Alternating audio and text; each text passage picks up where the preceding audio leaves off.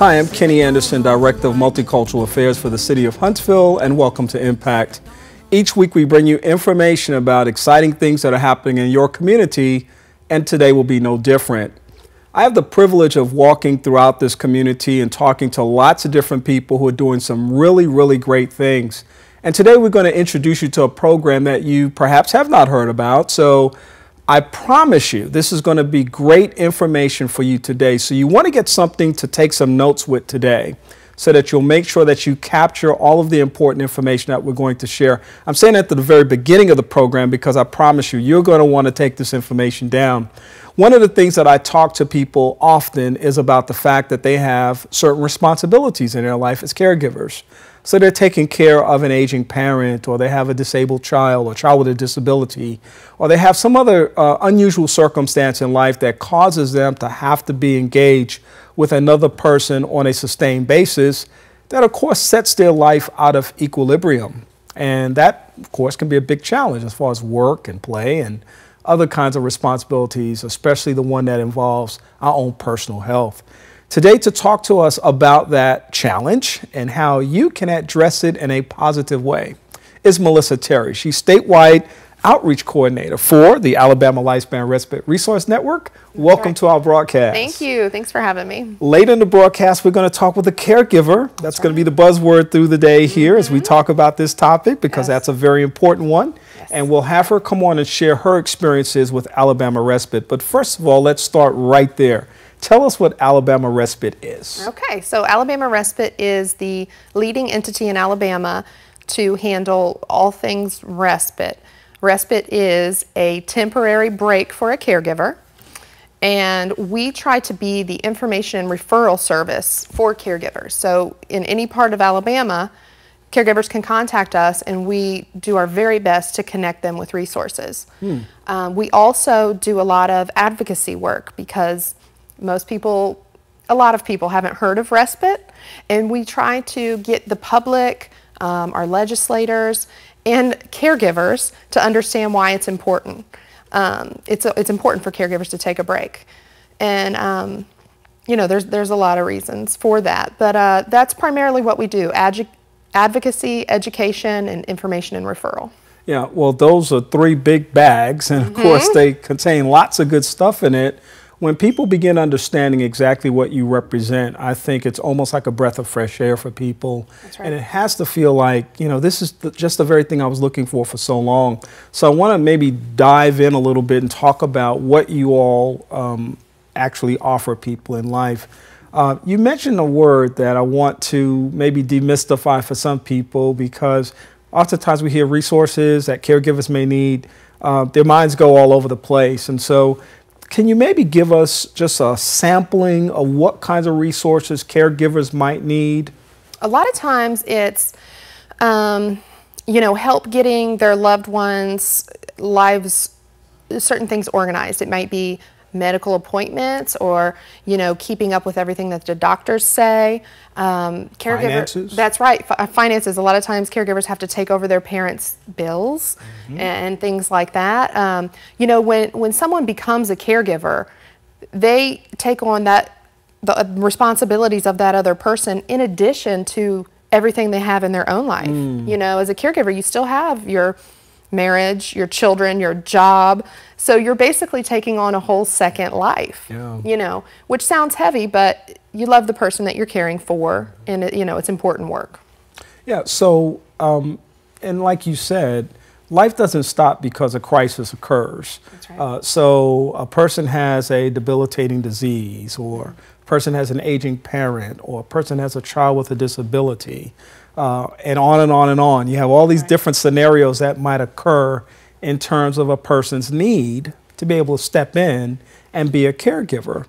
But nobody grows up with a textbook that says, here's how to be a caregiver. Right. I mean, we just kind of dive in because we know there's a need, and depending on the severity of the need, it could be mild, moderate, or severe.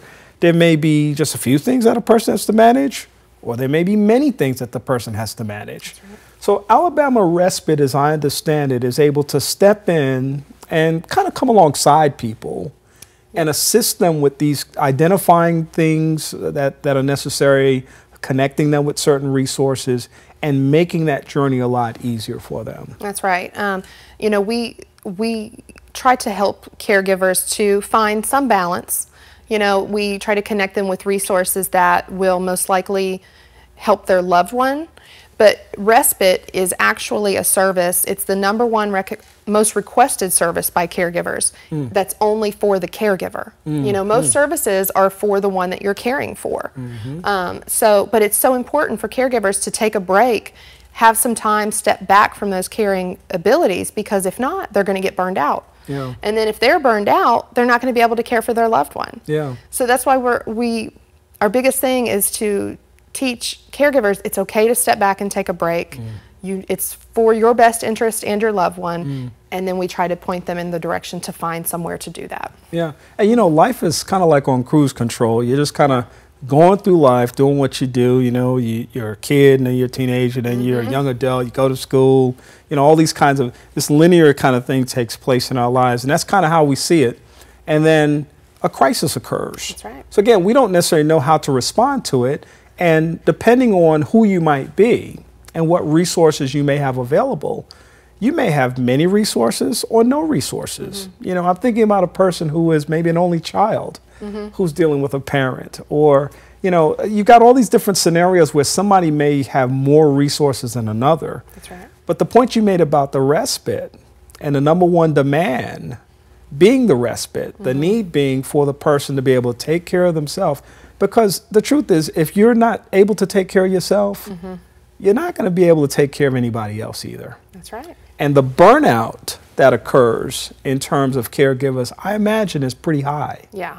I mean, you know, the depression rate for caregivers is, unfortunately, it's pretty high. I mean, you know, out of the group of caregivers, there's probably 40% that experience some kind of clinical depression. Wow. It's really big. And most of the time, caregivers, you know, where I'm talking all in full-time caregivers, their health declines much more quickly than the one that they're caring for, because, you know, we're so good at stepping up and taking care of our loved ones and then making sure that, you know, our spouse and our children are okay. So who gets put on the back burner? Yeah. You know, it's your own stuff. Yeah. And so caregivers typically have more chronic health problems than the ones they're providing help for, and that shouldn't be that way. You know, if everybody would just take a break, step back, it's for their best interest and everyone else's. Yeah, and I imagine one of the most important things one of the most important needs that caregivers have is somebody to talk to. Yes. You know, I can only imagine, just from the people that I know that say, I'm overwhelmed.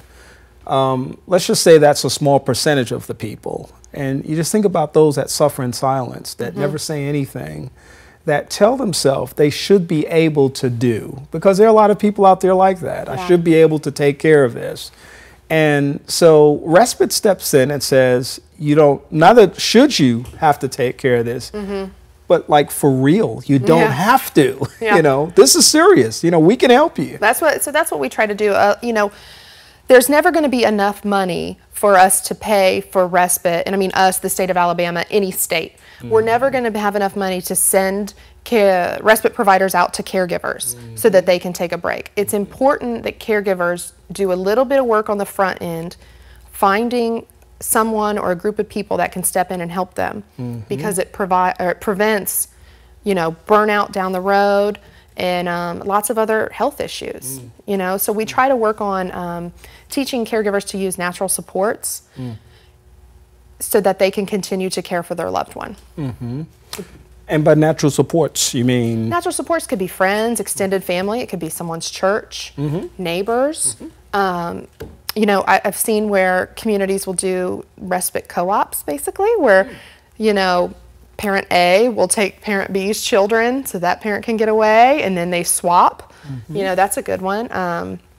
It can work in a variety of ways, just so that people have a chance to relax and just be themselves. Yeah, you know, and that's so important, just to have that time away, which we all need, even if we have a great support system and we have a great job and we have a great educational experience going on. Everybody needs to unplug. That's right. From time to time, just to recharge. Yeah. And so this is, you know, all important in terms of that whole process of helping people know. Do you work closely with churches and social service organizations and other people in communities, or do you simply make that the responsibility of the caregiver to encourage them, or you all as an organization network with those entities and communities? Yeah, as an organization, mostly who we're networking with are other agencies in the community, both for-profit, nonprofit, churches, and even legislators, trying to just be loud and have the respite voice be heard. Yeah. We do have connections with other agencies, not only across Madison County, but in communities across the state. One of the programs of Alabama Respite is called Sharing the Care. Sharing the Care. So we go into communities, we find people who have a vested interest in creating respite opportunities, and we basically just come together, we talk about what resources are currently available, where are the gaps in resources, and then we just work together to try to form some programs or some other respite program for that community. And that's a program that anyone can be in.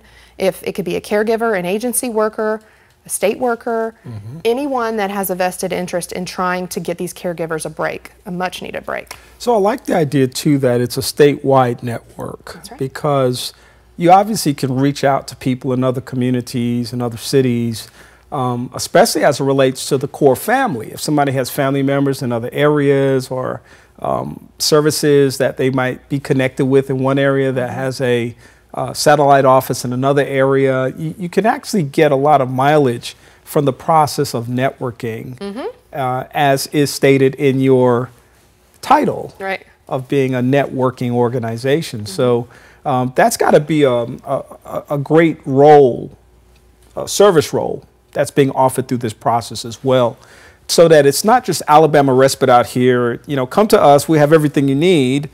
And you do have lots of resources, but that's really based upon the fact that you've made these alliances. You've built these bridges with people. You've identified these resources. And now you become kind of the clearinghouse and the coordinator of this kind of information. So it's a wonderful model, I think, to help people who are going through the caregiving journey. Well, we're trying. We can't be the expert in every community because every community is different. I mean, I've learned that just from traveling through Alabama.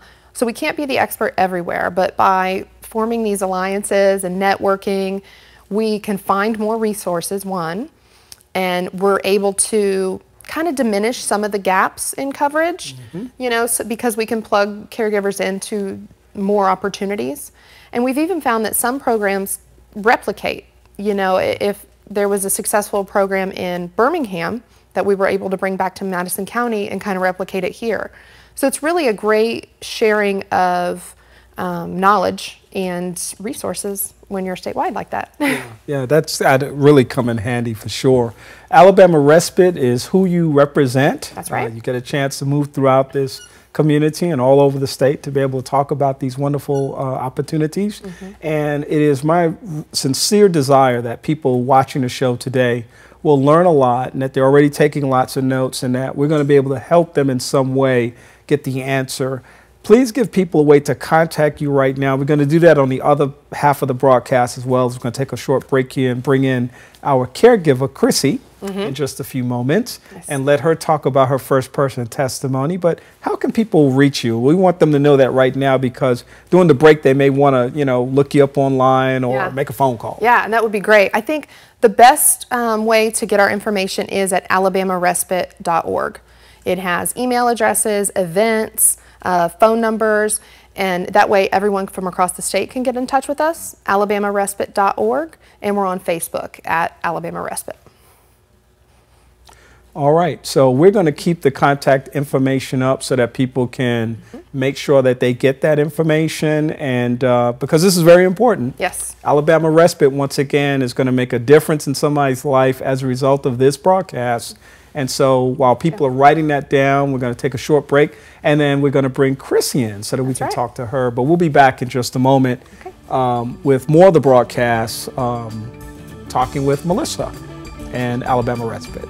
We'll be back in just a moment.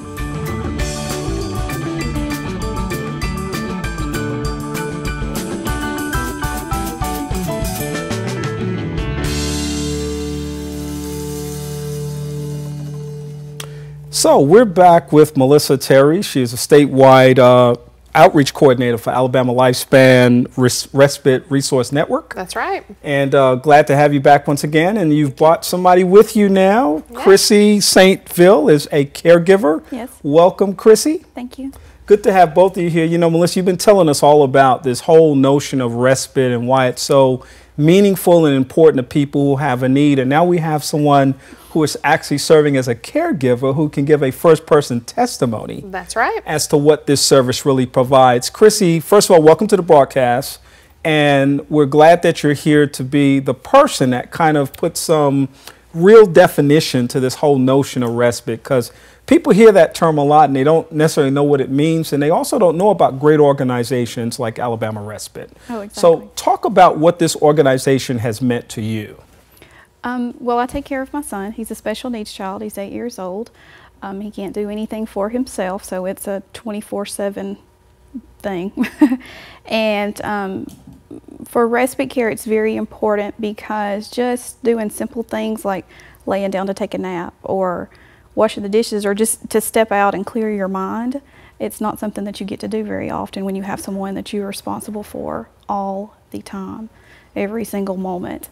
And so by having someone to come in and sit with my son, then that allows me to go take a nap or to step out to go grocery shopping, because with his wheelchair and everything, it takes like 15 minutes just to get unloaded and then go through the store and everything. So, you know, you said something very important, and I don't want to lose it. I know people heard it, but I want to kind of come back to that for a moment, because I think it's the forgotten part of this whole process of living, that the basic, simple things that so many people take for granted. Okay, I'll go over here and do this now. Mm-hmm. Okay, time out, I'll go over here and do this. I'll put this aside. And they have the luxury of being able to, you know, just kind of forget about it for a time. You don't have that luxury. And so when you have this kind of an organization that provides these kinds of services, it has to be incredibly meaningful to you to be able to have an opportunity to put the pause button on and be able to do something for yourself. Exactly. Because it's important for you to take care of yourself as well as a caregiver. Yes, it is, because sometimes it can be overwhelming, but like for me, this is my child. So my love is unconditional, period, no matter what the circumstances are. Yeah. But to have somebody to step in just for a moment, even if I just go outside and just like, okay. Yeah. Let's get back in there. Yeah. And, you know, we talk about, and I'm saying we in society talk about respite a lot, and we do that. We talk about it. We don't know that it's available. Mm-hmm. We don't know that it's beneficial. We don't know that it's essential to our own personal well-being, because, as I said, not only are you caring for someone who has many needs, mm-hmm. but you have needs. Exactly. You know, you have physical demands on your life. You have emotional demands on your life. You know, all kinds of things that are happening that you have to somehow balance. Beyond the point of being able to take a nap from time to time, being able to take a break from time to time, what other kinds of things personally have you felt having an organization like this meant for you? And just kind of talk to people that are listening this afternoon who are kind of in that same quandary. They're running around trying to figure out, how do I get this done? And is there an agency out there that can help me? What would you say to a person that's listening this afternoon? Well, I have come in contact with a lot of people who they don't know that there's anything available, and they're mentally, physically just wore out. And you do get to a point where you're just tired. You're just so tired, but giving up's not an option whatsoever.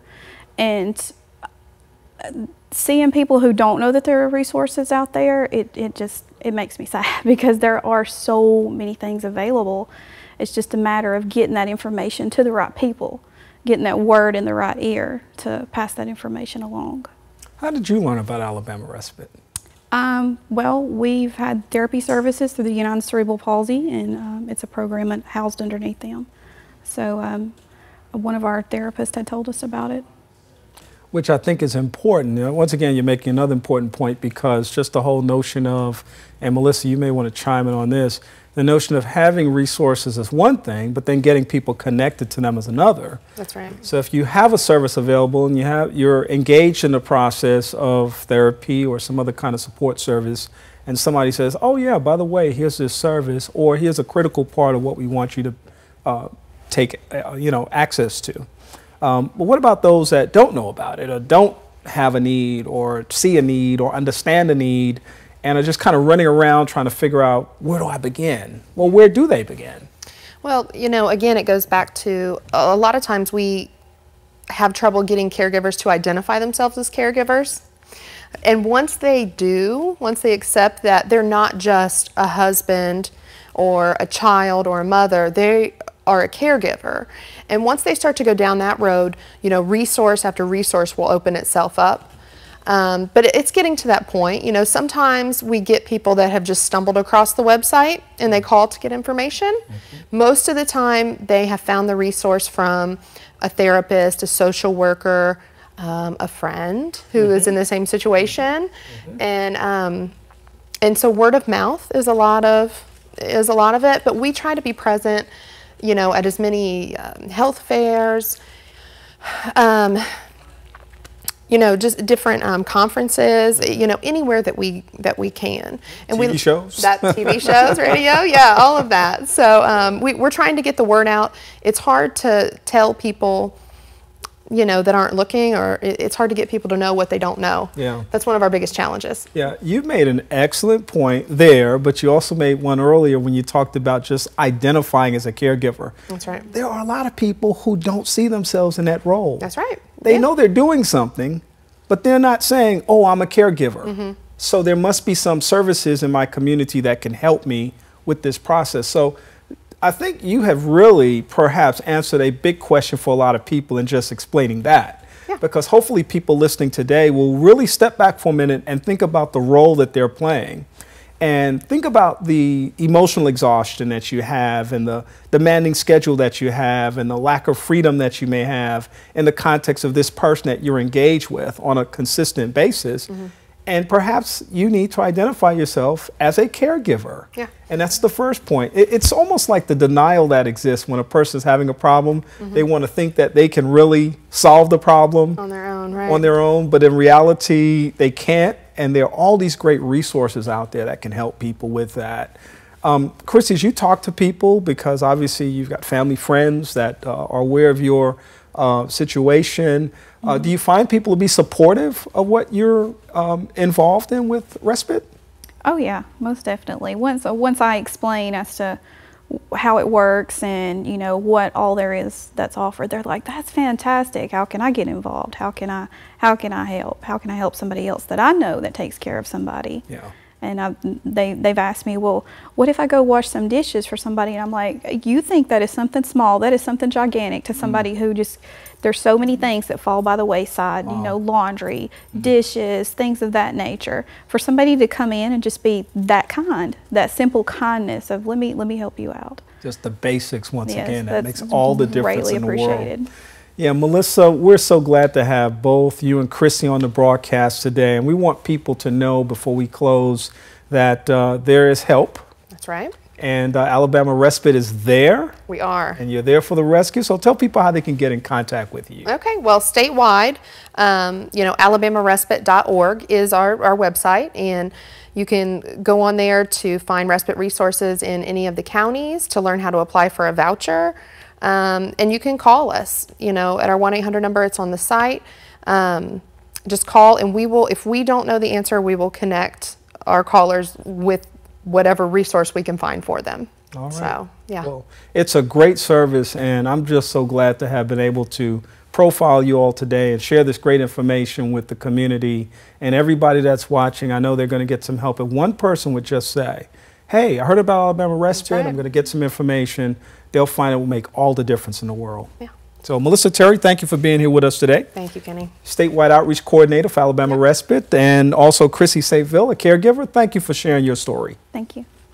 We want to thank you for being a part of our broadcast this afternoon. As always, it's our pleasure to be able to share information with you on a regular basis about the great things that are happening in our community.